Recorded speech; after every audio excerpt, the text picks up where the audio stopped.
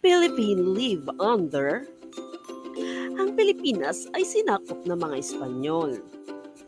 Kaya nabuhay ang mga Pilipino sa pamumuno ng mga Espanyol.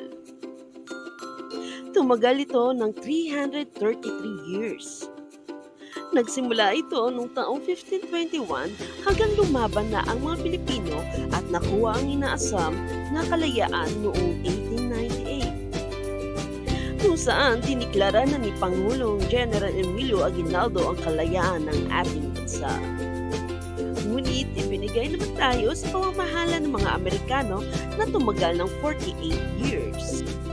Pero kasama lumaban ng mga Pilipino ang mga Amerikano sa pananakop ng mga Hapon noong 1941 to 1945 hanggang makuha na natin ang kalayaan natin sa mga ibang lahi. Anong masasabi niyo sa ating kwento ngayon? Nagustuhan niyo po ba ang ating kwento ngayon?